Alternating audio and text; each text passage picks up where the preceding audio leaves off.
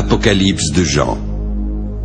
Révélation de Jésus-Christ que Dieu lui a donnée pour montrer à ses serviteurs les choses qui doivent arriver bientôt, et qu'il a fait connaître par l'envoi de son ange à son serviteur Jean, lequel par sa vision a attesté la parole de Dieu et le témoignage de Jésus-Christ.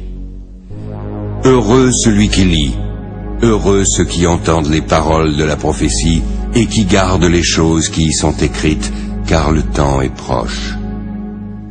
Jean est aux 7 églises qui sont en Asie.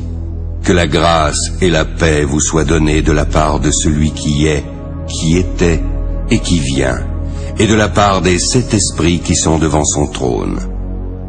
De la part de Jésus-Christ, le témoin fidèle, le premier-né des morts, le prince des rois de la terre. À celui qui nous aime, qui nous a délivrés de nos péchés par son sang, qui a fait de nous un royaume et des sacrificateurs pour Dieu son Père.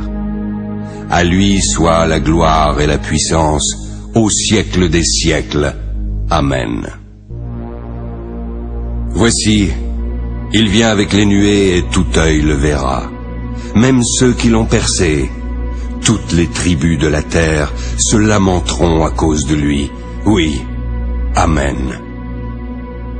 Je suis l'alpha et l'oméga, dit le Seigneur Dieu, celui qui est, qui était et qui vient, le Tout-Puissant. Moi, Jean, votre frère, qui ai pris part avec vous à la tribulation, au royaume et à la persévérance en Jésus, j'étais dans l'île appelée Patmos à cause de la parole de Dieu et du témoignage de Jésus. Je fus transporté en esprit au jour du Seigneur, et j'entendis derrière moi une voix forte, comme le son d'une trompette qui disait « Ce que tu vois, écris-le dans un livre et envoie-le aux 7 églises, à Éphèse, à Smyrne, à Pergame, à Thyatire, à Sardes, à Philadelphie et à Laodicée. » Je me retournai pour connaître quelle était la voix qui me parlait. Je vis alors 7 chandeliers d'or, et au milieu des 7 chandeliers, quelqu'un qui ressemblait à un fils d'homme, vêtu d'une longue robe et portant une ceinture d'or sur la poitrine.